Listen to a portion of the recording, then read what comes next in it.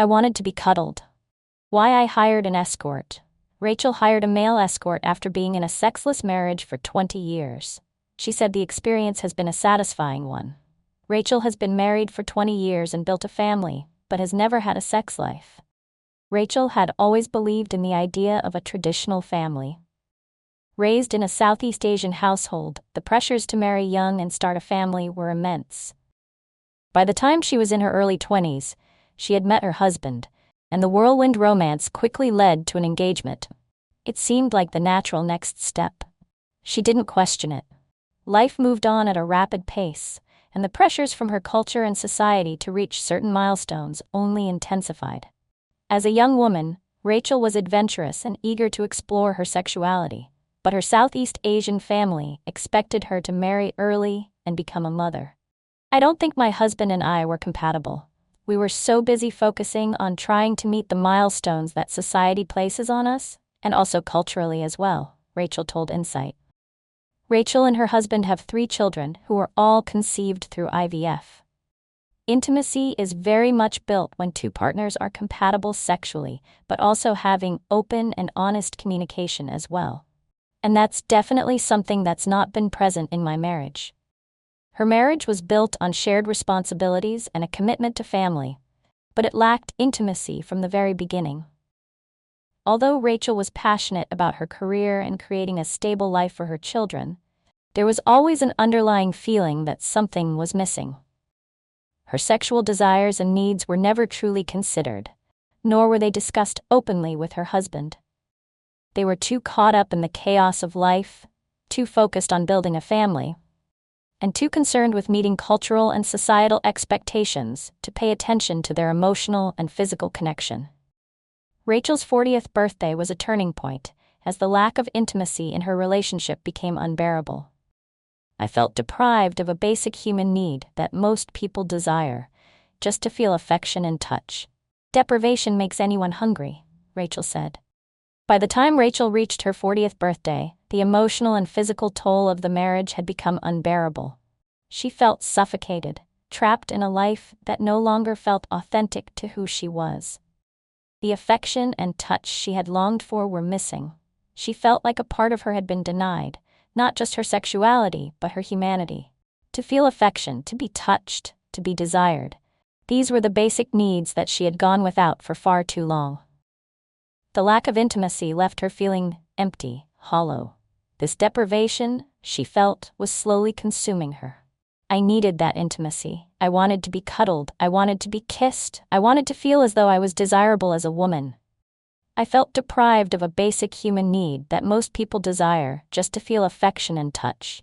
Deprivation makes anyone hungry. Deprivation makes anyone hungry, Rachel recalled, reflecting on how she had felt. It wasn't just about the physical need for touch. It was the emotional toll it took on her self-esteem, her confidence, and her sense of womanhood. She needed affection, and she needed to be desired as a woman once again. For years, she had put her needs aside for the sake of her family and her marriage. But now, as she approached her 40s, she knew she couldn't ignore them any longer. Rachel's husband agreed on an indefinite hall pass, meaning Rachel was free to satisfy her sexual needs outside their marriage. She tried to communicate her feelings with her husband, but the conversation only led to frustration. Rachel's husband, who had been aware of the growing emotional distance between them, agreed to what Rachel described as an indefinite hall pass. In simple terms, this meant that Rachel was free to seek out her own sexual satisfaction outside of their marriage. It was a compromise, a temporary solution to a long-standing issue. However, Rachel was hesitant and unsure of where to begin. It wasn't as simple as just walking out and finding someone. She didn't want to make a mistake or put herself in a vulnerable position. She needed to feel in control, to feel safe. After 4 years of research and consideration, she booked an overnight session with an escort, Samuel Hunter. I'm seeing a service provider who provides me with a wonderful experience. Meeting Samuel for the first time was extremely nerve-wracking. But when I saw Samuel's profile and website, it gave me this feeling of comfort and assurance that I would be safe, Rachel said. She read about the experiences of others and learned about the world of escorts and sexual services, trying to understand the emotional and physical implications of hiring someone. Rachel was determined to make an informed decision. After much contemplation, she finally reached out to a male escort, Samuel Hunter. He was someone who seemed to offer more than just a physical experience. His profile and website gave her a sense of comfort and security, something that Rachel needed desperately. The first meeting with Samuel was nerve-wracking.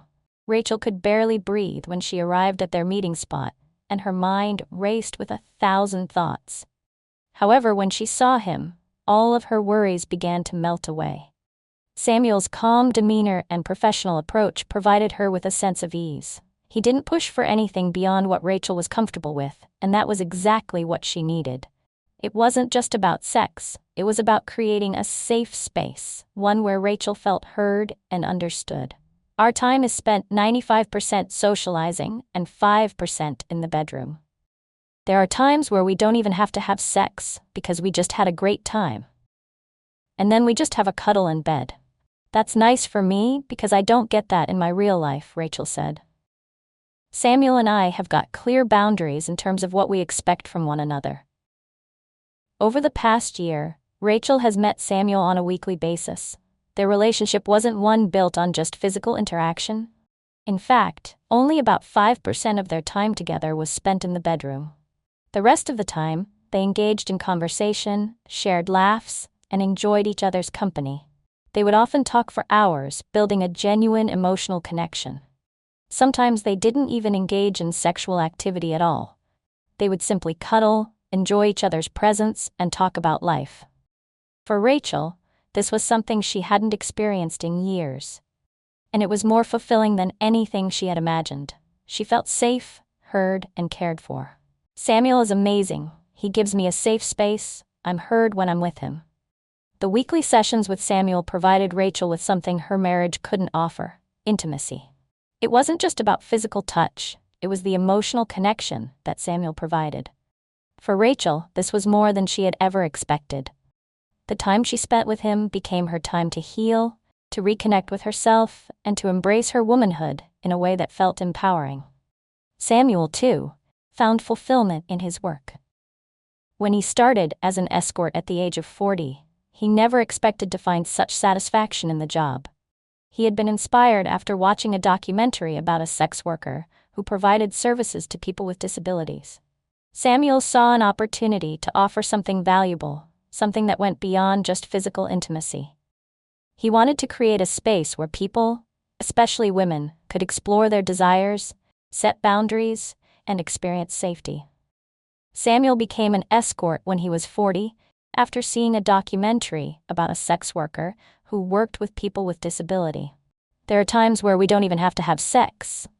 It kind of got me wondering if I could do that, Samuel said on Insight. It took me a while to get the confidence to actually go into it because everybody else on the advertising platform has got an 8-pack, and they're 10 years younger. Most of my clients are women in their 40s and 50s, Samuel shared, noting that the landscape of the sex work industry was changing. It was no longer just about men hiring escorts. Women were becoming more active in seeking out these services to reclaim their sexual power. Samuel believed that his role was about offering a safe and judgment-free environment where women could feel empowered and secure while exploring their sexuality. He says he gets fulfillment from his job by providing a safe space for women to explore their sexuality. In my opinion, that's what the job is all about. It's not about anything to do with what I want or what I'm trying to achieve. Dr. Hilary Caldwell, a sexologist, also noted this cultural shift.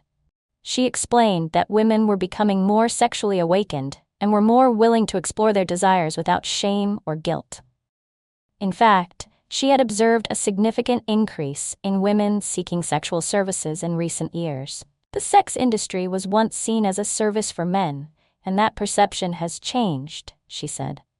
Women are becoming more sexually awakened, and they want to even up the pleasure deficit. They know they need to feel more powerful to do this, and buying sexual services is one of the ways they can learn the necessary skills. The idea that the sex industry was primarily for men was slowly dissipating, and women were reclaiming their sexual autonomy. The digital age has changed a lot, and it has increased people's ideas about what the sex industry is, she told Insight. Women who bought sexual services were empowered to practice initiating and negotiating sexual activities. That's so important for consent conversations, which need to be a full conversation incorporating not just permission but enthusiasm to enhance everyone's pleasure, she said. Rachel's weekly sessions with Samuel changed her. They helped her rediscover herself and her desires. She was no longer the woman who had lived without affection for years. She was a woman who knew what she needed, and she wasn't afraid to go after it. It's definitely changed my outlook on life, Rachel said, smiling. I'm happy, I'm satisfied. I don't think I need anything else now. The experience not only transformed Rachel's understanding of intimacy, but also her perception of her own worth. She was no longer willing to settle for a life that didn't fulfill her needs. She had taken control of her own happiness and had created a life where her desires and emotions mattered. Through her relationship with Samuel, Rachel found the affection, touch, and connection she had longed for, and it made her feel whole again.